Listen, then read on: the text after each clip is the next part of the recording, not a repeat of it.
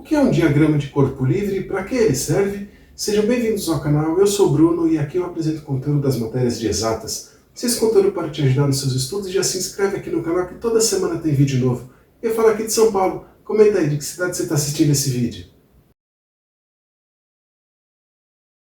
O diagrama de corpo livre é um desenho esquemático que apresenta todas as forças atuantes num corpo. Então nós devemos isolar esse corpo do sistema a que ele pertence e marcar todas as forças atuantes. Então, para nós fazermos um diagrama de corpo livre, o primeiro passo, desenhar esse corpo isolado do sistema. O segundo passo, marcar todas as forças atuantes nesse corpo. E para isso, nós temos que responder algumas perguntas analisando esse objeto. E a primeira pergunta é, esse objeto tem massa e ele está num lugar onde existe aceleração da gravidade? Se sim, nós temos que fazer a força peso. Depois, nós vamos analisar se esse objeto está apoiado sobre um plano. Se estiver, nós temos que fazer a força normal. Depois nós temos que analisar se o enunciado disse que a força de atrito é desprezível. Se não for desprezível, nós temos também que marcar a força de atrito. Em seguida, nós temos que analisar, existe algum fio preso a esse corpo, realizando alguma força? Se existir, nós marcamos a força de tração. E por fim, nós temos que analisar se existe uma mola ou um elástico atuando sobre esse corpo. Se existir, nós marcamos a força elástica. Agora, nesses 4 exemplos, vamos fazer o diagrama de corpo livre em cada um deles? Bom, então vamos lá. Nesse primeiro aqui, nós temos que desenhar o bloco isolado, sem a superfície que ele está apoiada. Então o bloco está aqui. Existe a força peso? Existe. Existe a força normal? Existe. Então vamos marcar normal e peso. Que mais? Existe essa força lateral, atuando aqui. Bom, como não tem enunciado e ninguém falou que o atrito é desprezível, nós vamos considerar a força de atrito, que é sempre... aqui é a força F, né? A força de atrito é sempre contrária ao movimento. Então, a força de atrito. Faltou por todas as grandezas vetoriais. Maravilha! Então, nós temos 4 forças atuando neste bloco. E esse aqui, que está num plano inclinado? Bom, vamos desenhar o bloco aqui. O que está atuando nele? Ó? A força peso está aqui para baixo. A normal, ela é sempre perpendicular ao movimento. O que mais? Ele tende a descer. Então a força de atrito contrária ao movimento está aqui em cima. Só que a força peso, nós temos que fazer a decomposição, porque é um plano inclinado. Então nós temos uma componente aqui e a outra componente aqui, formando um paralelogramo. Nessa aqui, nós temos a força peso vezes o cosseno de θ. Mas quem é o θ? É o ângulo formado aqui, ó. Vou marcar o θ aqui. E nesta, nós temos aqui o P vezes o seno de θ. Bom, neste caso, nós temos 3 forças. Peso, normal e atrito. Só que a força peso ela é decomposta nestas duas. Agora vamos ver aqui. Supondo que essa mola está comprimida. O que está acontecendo? A mola está empurrando o objeto para cá. Então vamos fazer desse lado aqui. O que nós temos? O objeto aqui, a força peso aqui para baixo, a normal aqui para cima, a força elástica está atuando aqui do lado, então força elástica. E o atrito? Como ninguém falou que o atrito é desprezível, nós marcamos o Φ aqui do lado. Certo? Então, 4 forças atuando. Peso, normal, elástica e atrito. E nesse último aqui, nós temos um fio. Então, fio é tração, sempre. Então, aqui está o nosso objeto. A força peso está atuando para cá. E aqui para cima, vou marcar o P aqui. E aqui para cima nós temos a tração. Ah, mas e essa força aqui? Como se alguém estivesse puxando para baixo e o objeto subindo. Esta força, ela é a tração. Ah, mas e se a força for inclinada? Aqui a gente fez o plano inclinado. E se a força for inclinada? Então aqui nós teríamos um plano e uma força aqui para cima, força F.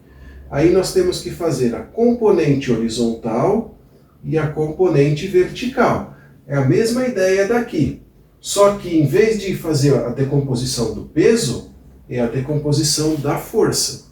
Mas aqui a gente não falou nada sobre os valores das forças atuantes. Vamos ver dois exercícios agora, onde a gente coloca valores para essas forças? Calcule o valor da força de atrito para que o bloco permaneça em repouso. Dados: a massa é 8 kg, a gravidade 10 metros por segundo ao quadrado e o seno de 30 é meio. Bom, aqui nós temos um bloco num plano inclinado. A tendência é que esse bloco desça, só que existe uma força de atrito contrária ao movimento sempre, que impede que desça. A gente precisa descobrir quanto que é essa força de atrito. Então vamos fazer um diagrama de forças. Nós temos aqui o bloco inclinado, a força-peso para baixo sempre, a normal perpendicular à superfície de apoio e o atrito, ele vai estar aqui para cima, né? FAT. Já que o movimento tende a ser para baixo, o atrito é para cima. Agora nós precisamos decompor essa força-peso. Vamos fazer de outra cor aqui. Nós temos uma componente aqui do peso, que é P vezes cosseno de 30 graus. E uma outra componente aqui, que é P vezes seno de 30 graus. Só que agora, vamos ver o que a gente tem aí. Vamos considerar 4 forças. A normal e o P cosseno, força de atrito e o P seno. Tá? A normal e o P vezes cosseno de 30 graus, essas duas forças se anulam. Então o que a gente vai ter que analisar agora? O FAT e o P seno de 30. Então vamos marcar aqui do lado. FAT tem que ser igual a P vezes o seno de 30 graus. Por quê? Porque falou que fica em repouso. Então não tem aceleração. Então a força para um lado é a força para o outro. A força resultante tem que ser zero. Então o FAT é igual. Quanto que é o peso? Peso não é a massa vezes a gravidade? 8 vezes 10, 80 newton, vezes o seno de 30, que é meio. 80 vezes meio vai nos dar um valor da força de atrito de 40 newton. Dessa forma, não haverá escorregamento. Se a força de atrito máxima é de 6 newton, qual a força necessária para que o bloco deslize? Bom, nós estamos aplicando uma força inclinada aqui e sabemos que a força máxima de atrito vai ser de 6 newton. Então aqui embaixo, vamos fazer um diagrama de corpo livre. Nós desenhamos só o bloco, aqui tem a força peso atuando, aqui tem a força normal, a força de atrito ela vai estar aqui para a esquerda, FAT. Por quê? Porque o movimento vai ser para lá, a força de atrito é sempre contrária. E aqui nós temos a força inclinada. Então o que nós vamos ter aqui? Uma força, uma componente dessa força para cima e outra para o lado. Então eu sempre uma vertical e uma horizontal. Essa força aqui vai ser F vezes cosseno de 30 graus, que é esse ângulo aqui.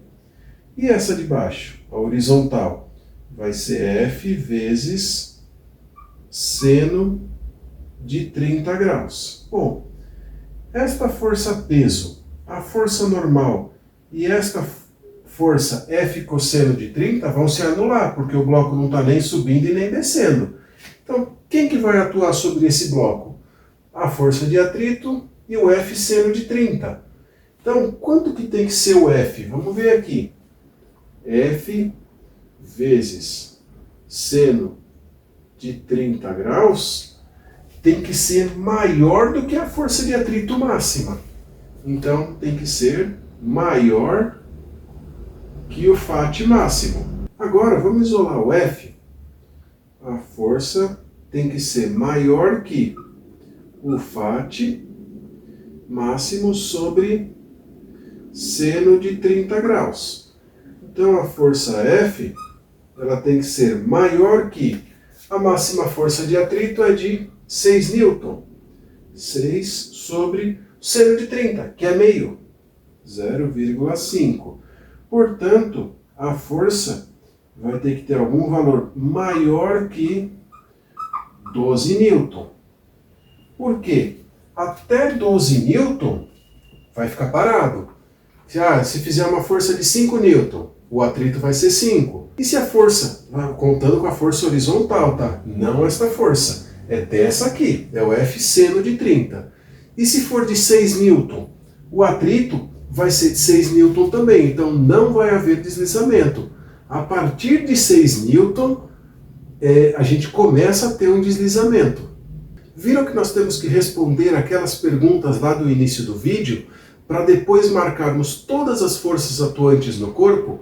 Então, bora praticar para ficar craque? Eu espero que esse vídeo tenha te ajudado, e agora que seja inscrito aqui no canal, deixa seu like e nos comentários uma sugestão para o próximo vídeo. Um abraço, até o próximo vídeo.